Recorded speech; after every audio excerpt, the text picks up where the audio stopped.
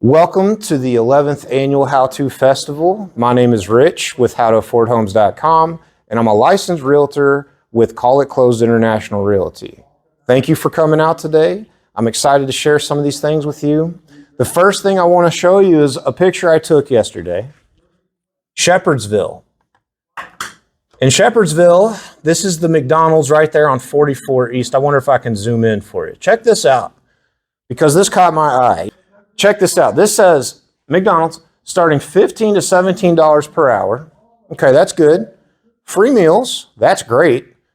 Tuition assistance, flexible scheduling, and they will pay you if you're in school and you make good grades. And I just thought, that's pretty incredible for something that requires no experience at an entry level that pretty much anyone who's willing to go to work will do. Because I'll tell you, in the restaurant biz, we were just happy if you showed up. We really, you didn't have to be a genius. You didn't have to be physically gifted to flip burgers really fast. That was cool and it was fun. We treated it like an Olympic sport and we made the best we could out of it. But for that kind of money, I think you could be doing okay if you're willing to work. Now, not everybody has hopes. Their hopes and dreams aren't to work at McDonald's, not all the time. But the point I'm making is the number one thing with opposition to what I'm about to present to you, what I get is I don't make enough money and I can't stand for that long, or I have challenges that I physically or mentally can't do it. And it's like, well, if that's the case, the truth is you may have to look into disability, which I can't help you with. But if you're able to stand for a full-time position and move, and if you're able to work, I can show you a path to home ownership. And not only that, I'm going to show you why it's so important. Because home ownership has hidden benefits that they don't teach you about in school. All right. So if we're making $15 an hour, starting out at McDonald's, no experience, and I called and verified this, by the way. I called them and I said, is that for managers, shift leaders? They said no. It's $15 an hour, just starting out, no experience, entry level. $17 if you want to be a closer, because no one apparently wants to close. It's like the thing that they don't like to do, I guess. Let me tell you this. So if we got $15 an hour and we're working a full-time job, which is typically 40 hours a week, okay, we're making $600 a week times 52 weeks in a year. Okay, we're making $31,000. That's before taxes. All right, so what does that mean per month?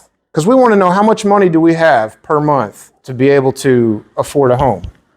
Well, per month, there's 12 months in a year, so we're going to divide it by 12. McDonald's, no experience, $15 an hour.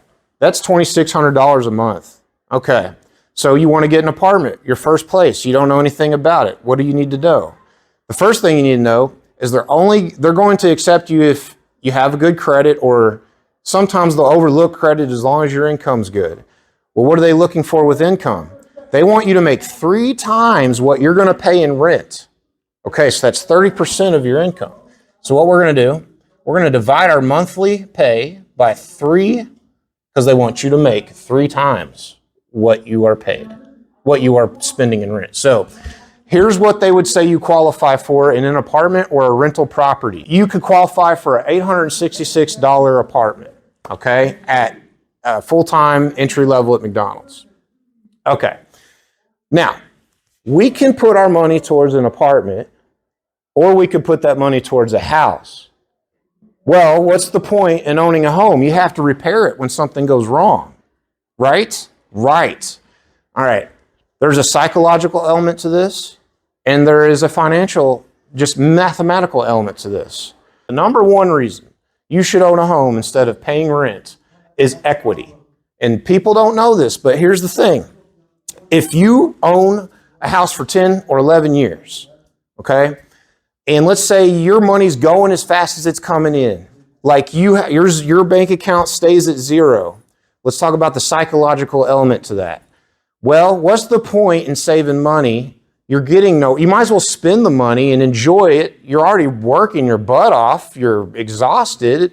You got every excuse in the world to not save that little $20 a week or whatever it is you could that you're spending on, eating out or movies, whatever it is.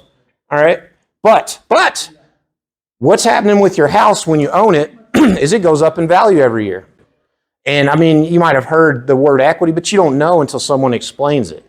And so never in my life did I expect, I wasn't expecting an inheritance, okay? It's not in everybody. It's not in the cards for everybody. I wasn't expecting a major break in my career.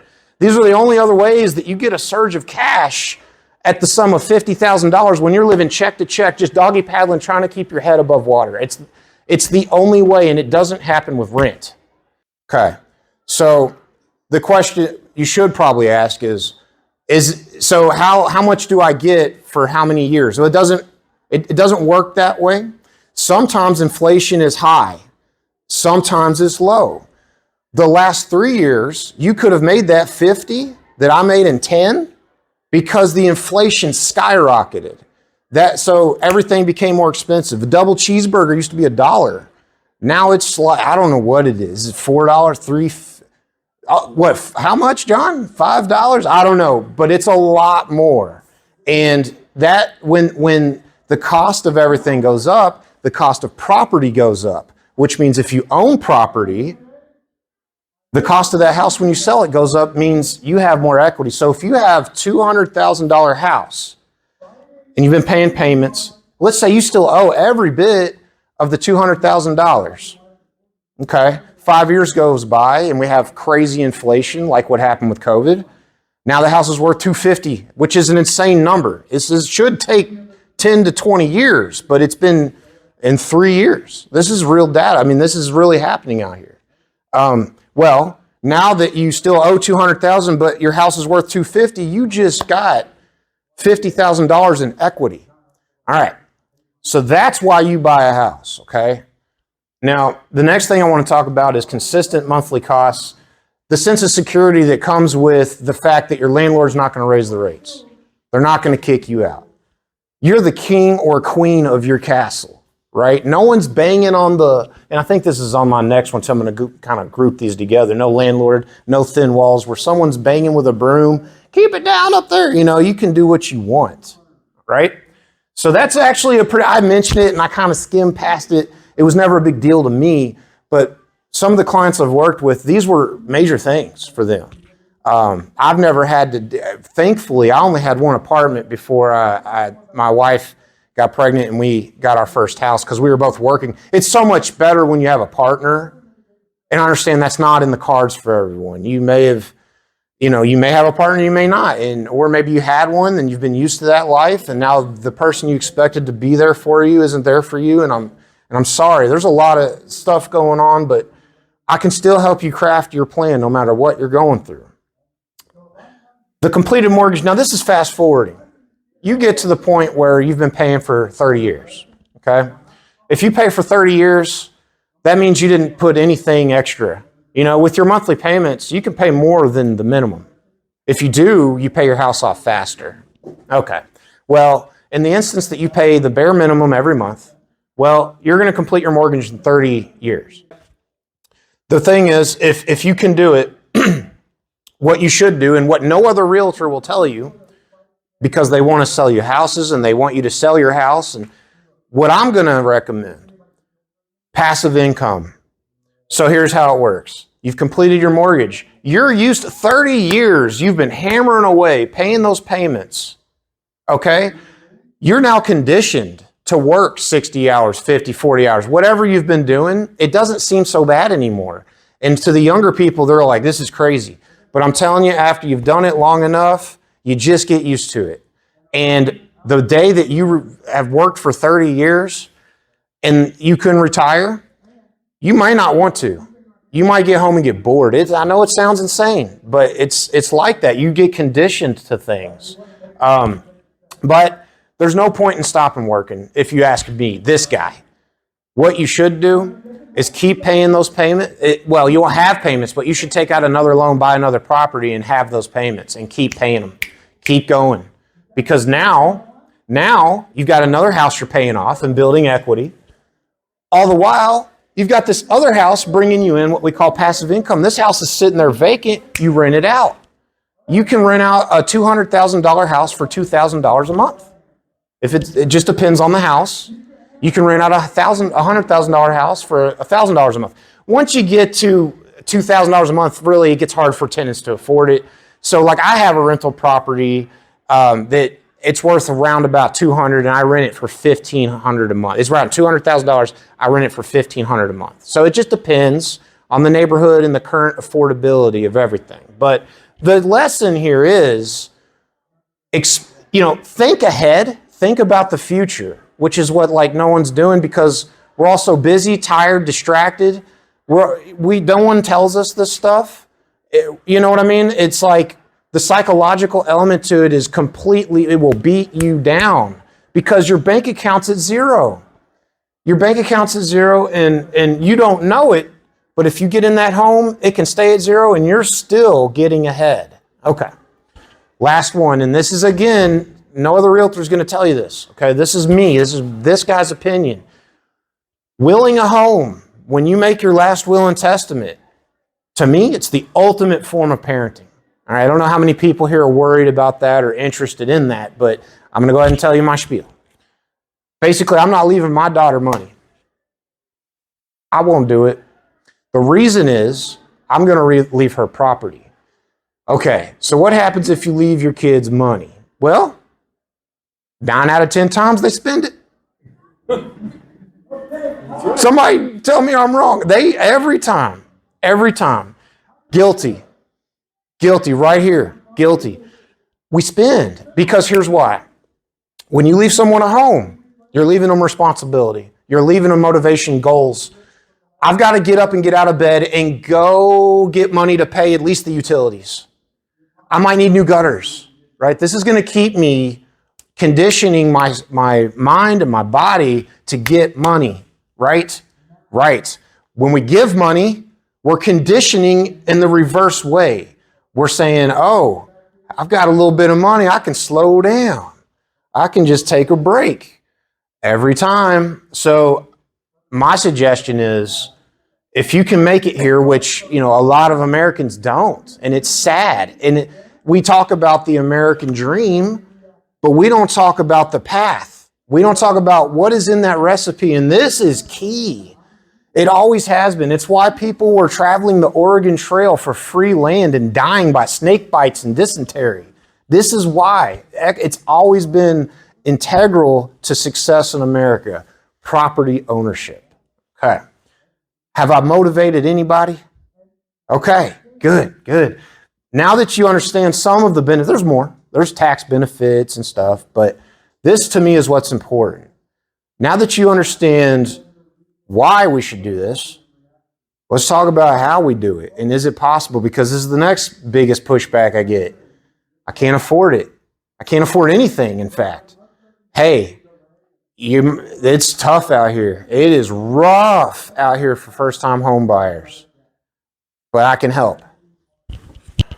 All right, so the first thing I want you to look at, I'm going to zoom in.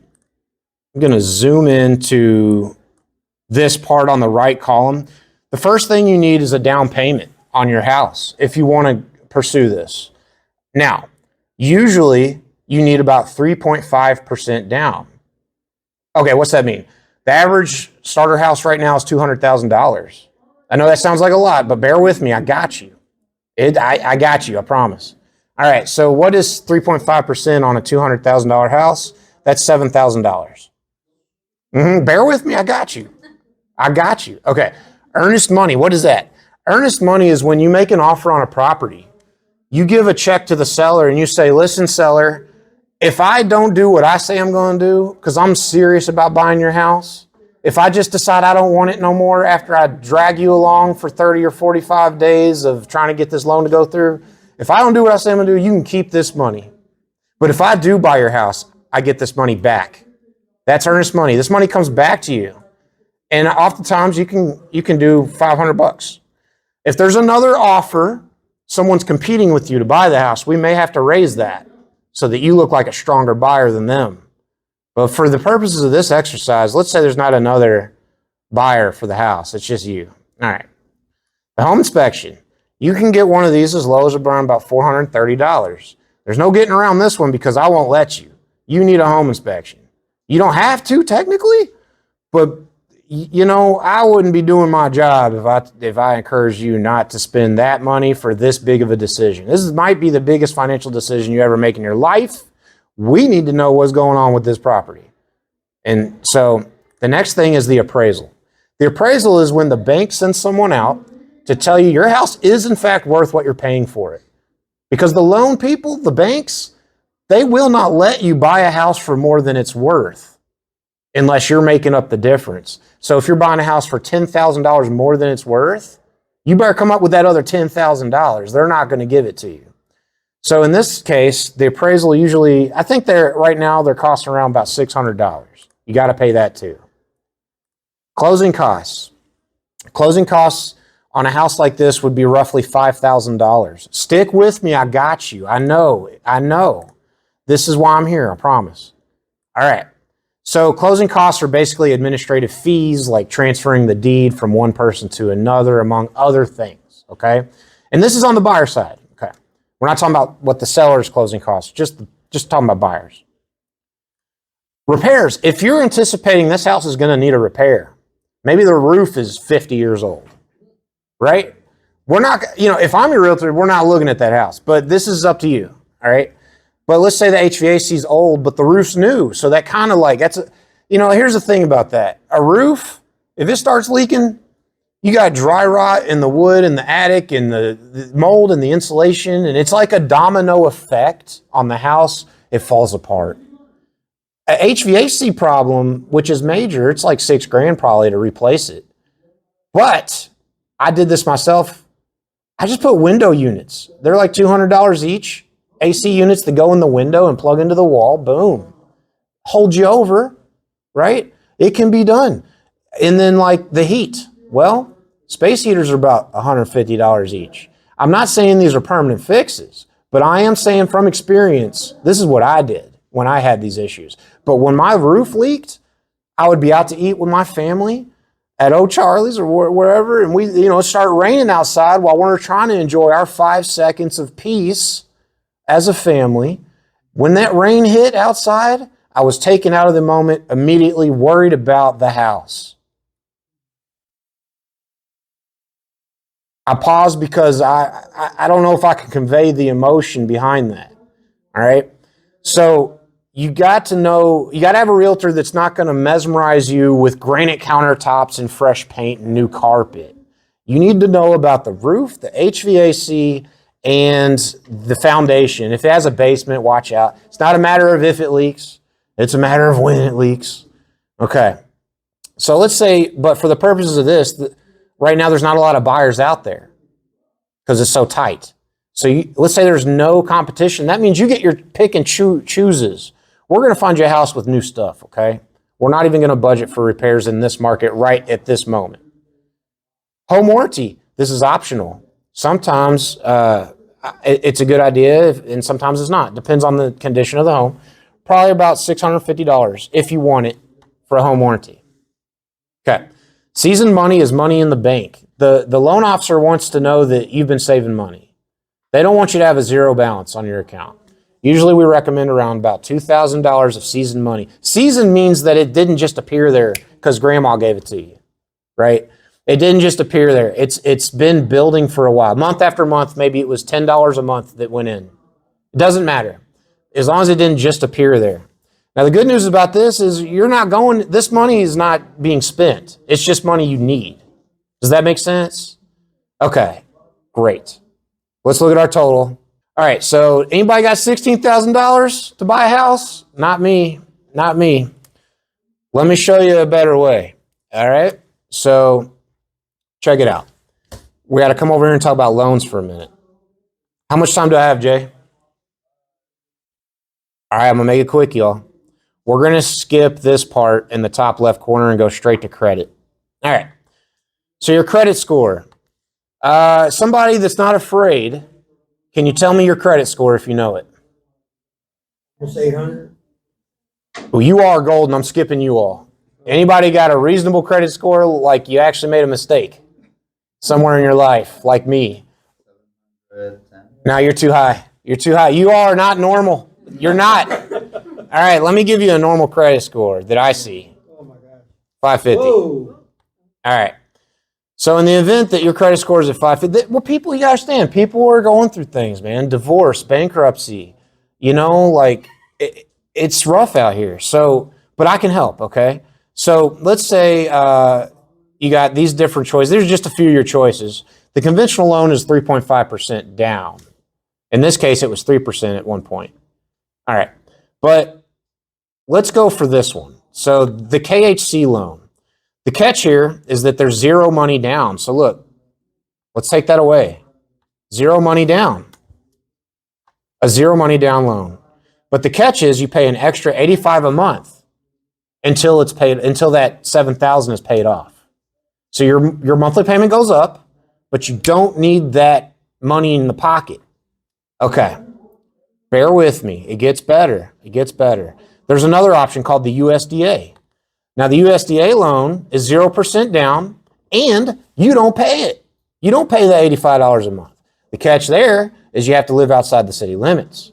You can't be in Jefferson County. You're going to be in Oldham. You're going to be in Bullitt. You're going to be somewhere surrounding because they still classify those as farmland and stuff. That's why it's called the USDA loan. All right, so it's specific to the county you go to, but look, that might be worth looking into. Yes. So that's giving you a zero down payment. All right. The next thing I can help you with, in this market, there are no other buyers. They're getting choked out. They're getting choked out because of the interest rates, which I will also be able to help you with. And that's kind of the last thing I'm going to talk about. We're not there yet. But because there's no competition, guess what I can tell the seller? I can tell the seller, hey, we don't have the closing costs. Why don't you pay them out of your equity for us? And we'll buy the house at the asking price that you want. Boom. No closing costs. And I do this all the time. I'm not pulling your chain. This is almost 90% of the deals I do. I'd ask for closing costs. When I can't do it is when they got other buyers lined up to buy the house. That's when it becomes competition, is when it becomes hard to do. All right. So take a look at this number. What was the last one? Was it 16,000? I don't remember. Look where we're at. We're at $4,000, y'all. We're getting, and guess what? 2,000 of that you don't even spend. You just need it in your account so that you can show the bank that you are saving money. So really, if we looked at how much you're actually spending to get started, it's $2,180. I've done this several times. If you need help with this, you've got my card. I want to move on to the last part. The last part we're going to talk about, I want to show you my mortgage calculator, okay? So now we can actually look at how much of a house we can afford. Okay. Okay, this is howtoaffordhomes.com, and what I'm going to do is we're going to look for, and this is new, we just set this up, and I'm looking for a buyer option because my mortgage calculator will be on my buyer side of things. Yeah, here we go. So it says looking around Louisville, and then it brings you here. This is also mine. And we're going to go to buy. And under buy, here it is. And I recommend this one because it's a lot better than the free ones that you find. Like, I pay for this stuff, so please use me as a resource. All right, so we're going to use our advanced search. All right. Oh, it was interest rates is what I was telling you I would help you understand. Okay. All right, real quick. Interest rates, so right now they're about 7%, which is high because before COVID, they were steady around 5%. So what does that mean? Well, for every percent it goes up, it's about another $100 your payment's going to be per month, roughly speaking. Depends on the house, but on the average sale, that's what I've seen. All right, that's not too bad, right? I mean, it's not good, but it's not maybe breaking the bank. Here's the real issue with a high interest rate. If you're approved for a $200,000 loan at 5% interest, and the interest rate goes up to 7%, that money, that maximum amount of money at 200 is going to drop probably closer to 140. So what happened was you can afford much less house now.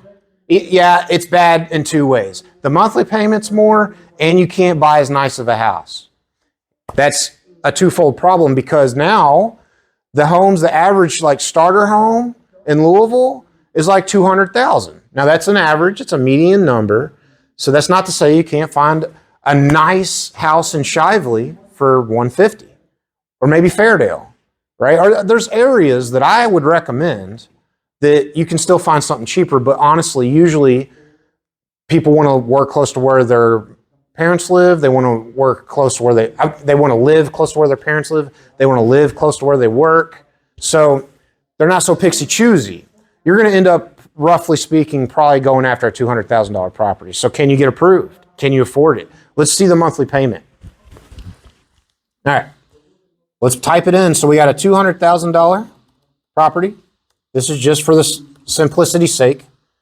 Down payment, what did we say? We said we would try to get a loan with a 0 down. 30 years, the common length of a loan. Now you can do a 15, you can do anything, but it gets more expensive. I've never seen a 40-year, even though it's on here. I've never seen one. That probably exists. All right, so we're at 7%. Now, let's say you do actually have 10, 16 grand to put down, because I didn't talk about that. If you do, you can get a lower interest rate. The better your credit and the more money down, the better your interest rate will be, which means the more house you can buy and the cheaper your monthly payment is, the more money down. But nobody has it. I'm going to be honest with you. We're broke out here. Like this, I can't even afford a McChicken. I pay as much for McDonald's as I do going to Cheddar's. I don't know what's up, but no one has 16 grand right now. I don't. So property taxes, this is I'm going to overshoot these numbers so you see a worst case scenario here. Let's say $2,000 on this property. Home insurance will rank at the same thing. Now it's probably going to be much cheaper than that. It could be closer to $1,500 each. But this is wrapped into your monthly payment, your property taxes, and your home insurance. Okay? You have to pay those things. You can find a house that does not have a HOA fee. We're going to skip that. But let's say it did. Let's just say it's like mine in Fairdale when I lived out there was about $100 a year. It's probably a little more expensive now. Let's say $150 a year. Oh, that's a month. Let's just say $10 a month. All right, calculate. Check it out. We've got a $1,600 a month payment. Now I know that's a lot, but keep in mind that's for a $200,000 house, and you're doing it all alone. I would say probably most people are still going to struggle with that. And I really can't do anything other than to say this. If interest rates aren't right for you now, they might be right for you later. So don't give up. You need to go ahead and get all your ducks in a row now. Go start talking to realtors, start looking at houses, start talking to loan officers. Get an understanding of what's out there, how much it costs, and how to get it so that when the interest rates do drop, look at this. Let's drop them down to 5%. It's an election year. They like to get reelected. They start to kind of like do things. A lot of times they'll lower interest rates for a short period of time. If you get in while the getting is good, let's see what that does. Hey, that's a little better, right? Okay, let me get a raise of hands. Is this still out of reach? Okay, it's on the cusp. Okay. I want to pay that. Okay. Well, here's the next thing you do to reduce that. All right, we're gonna maybe not get the exact house in the exact area that we want. We're gonna expand your search outside of your comfort zone, and maybe we find you something cheaper. Here's a $150,000 house. Now that's 5%. That's still not realistic. Let's go back to 7. Now there is something that is totally doable right now today. Okay? I have 5 minutes left. I have a lot more knowledge that I would love to share with you, but I don't have the time right now because they're going to kick me out. But I would take this time to take questions. Yes, sir. What are the pros and cons of owning a townhome versus owning a condo? That's a good question. So they're pretty close to the same, and the answer might come down to the HOA fee. Are you familiar with HOA fees? Okay, for those of you who aren't, essentially, a condo in my experience, now I don't like specialize in that, but what I know is like the condos I've looked at have been units that have like 4 to 6 units in a building. A townhouse is usually like 2. So there's a little more privacy involved. That's my experience, and I could be totally from outer space. I don't know. These guys that actually are experts in those, I'm not. But the other thing is the HOA fee. So when you buy a condo, you own it. But it's kind of like 1 foot in renting and 1 foot out of renting, because the HOA fee can be like $400 a month. Now the HOA fee is something that you never get back in equity. It's like a rent payment. But where the money goes is they're repairing parts of the condo because you own it with other people. They're keeping the grounds, they're cutting the grass, they're doing the flowers. There's probably a pool, maybe a community area that requires upkeep. So the condo fee goes to that. Same with the townhouse. So in either scenario, you're kind of half in owning and half in renting.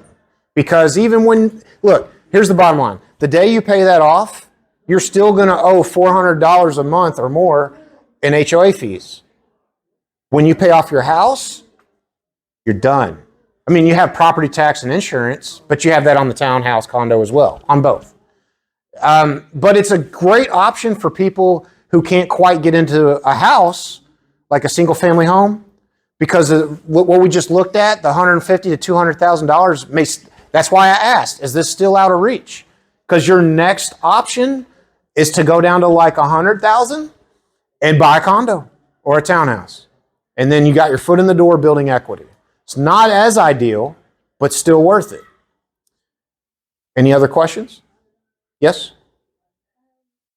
How long should you live or stay in a house? Have it be worth it? Because I'm thinking about moving. So it's like, how long should I stay to make it worth it?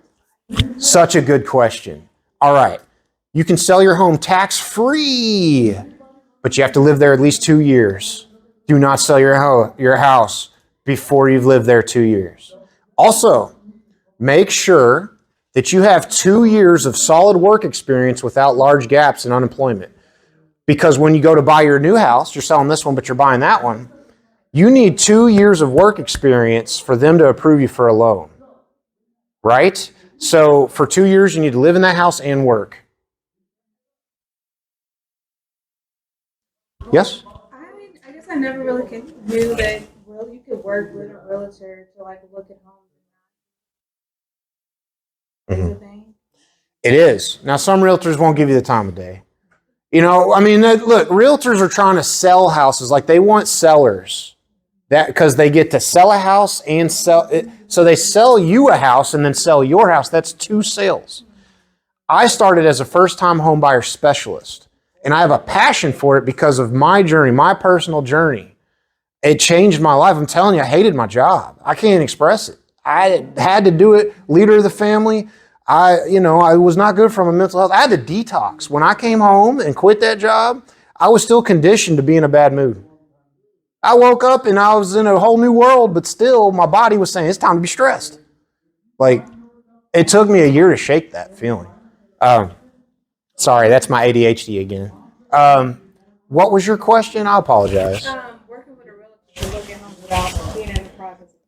So all you have to do with me and with most, they'll have you sign an exclusive buyer contract. And what that means is I'm your guy. And if I'm going to burn gas to go out and do work in the fine houses and invest time, I'm just asking that you allow me to be the person that represents you. Now, the good news is, as a buyer, typically speaking, you don't have to pay for the realtor. It's a $399 administration fee from my company is what you'll pay. The seller pays my commission because that's how we negotiate it.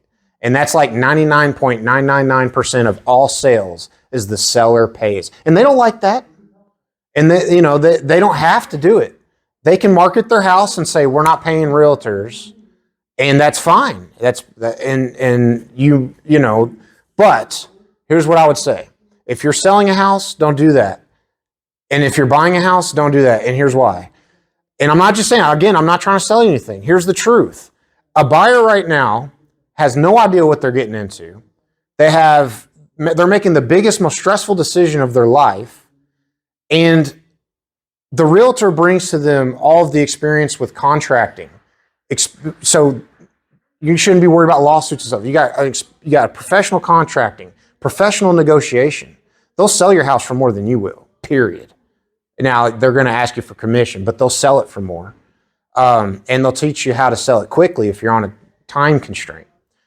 So for a buyer, though, you shouldn't have to worry about like professional contracting, error insurance. You know, when you hire a guy to do, yeah, I know, right? I'm gonna explain. When you hire a guy to do your driveway, they come out, they bring a team, they lay the concrete, they cure it, whatever, they stain it.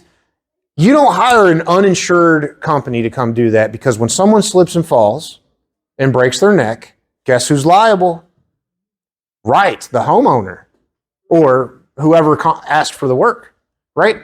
So like a realtor you're hiring a licensed company. They are going to have insurance, error insurance. If I make a mistake, right, unless it's not a mistake, unless I purposely do something that I'm not supposed to do, I can get my error insurance and say, look, my rates might go up, but I made a mistake and you're covered. Now that doesn't go for everything. I mean, there are certain mistakes that should not be made. And but it's not on you, right? You're taking that and putting it on the realtor, and that's historically speaking, that's at no charge to the buyer, right? So there's really no sense in not using a realtor as a buyer. So if you're a seller and you say, I'm not going to pay realtors, you're basically telling the buyers who are already like, they're already scared. And when they get to the inspection phase, every little thing that comes back on that inspection, they are going to freak out. And they don't have someone there to explain to them, well, here's how you deal with this. This is not the end of the world. This is because we have all the contractors, we have all the people, everyone lined up ready to go. So, the realtors should work with you right now. It might take you 5 years to get to this point where you're ready. Yes, they should work with you. They should be, everything we talked about today, they should be, but not all of them are that experienced. See, I'm different too because I'm not on a team. Some of these guys are on teams and everybody does a little piece of the to-do. I do it all, right? So I have a deeper understanding of how to help you. And there are plenty of realtors like that. So I went on a rant. I'm sorry. We're pretty much out of time, but no one's kicking me out. So were there any other questions? Yes.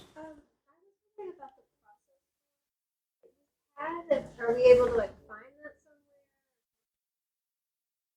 somewhere? Sure. I'll show you. Let's see. So this is just stuff that I've written. It's not like it's on the internet anywhere. Here's a document. I could just email it to you or something. So this is just a rough idea of once you actually are ready to do this, you got your savings right, you got your credit right. So the process is you get your letter of pre-approval, and you can do that now. You could get approved for $50,000 just to see if you can. Even though you can't buy a house with that, go ahead and get your ducks in a row for when those interest rates drop, you're ready to hop on. Think about it this way. Interest rates drop and you want this house, but you have to go through all of this before, or at least to this part takes a while. So just that alone, if you have to go through that at the drop of a dime, you're already behind. You're losing the race. The other buyers are getting to the house, your dream home, right? So go ahead and get your letter of pre-approval. The next thing is you find your home the day it's listed. The way you do that is a realtor, again, the realtor can set you up with instant alerts. The moment a house hits the market that matches your search, your preferences, you get emailed immediately. And you go and see that house, and you're the first to see it, you're the first to know, you're the first to put an offer in. You're probably the one that's going to get it. I'll stop talking. I get tired of my voice, but this is it if you take pictures. Yes, ma'am. Any other questions? Question about credit scores in terms of like you and your partner. Like, is it based on both of them together? Like, can I just That's a great question. The beauty of that is that it's optional. So let's say you're married and you want to buy a house together. You can combine your income with his income or her income, and you can have double income. In the business, they have a word, and I don't use it, but I'll tell you it. It's called a DINK. Dual income, no kids. They are in the best buying position there is. I love kids. I work with kids. I'm not discouraging kids. Love kids. But yes, if you combine your incomes, that's ideal. However, if one of you has some delinquencies on your credit or a previous renting situation that went sideways, if you have red flags on your credit, sometimes better to just leave that person off. Or the other option is to look at their debt, and I can help you. Look at their debt and consolidate. What that means is you've got a car payment, you've got this payment, medical bill, student loan, whatever it is. Take one loan out, pay for it all. Immediately, the delinquencies are gone. I mean, they're in the past. They're not continuing every month. Delinquencies have stopped, and now you're paying on something every month, and you're making every payment. You're actually going back up now, because that's a good thing. You got to have something on your credit. No credit is worse than bad credit. So, yes. So basically, it's up to you.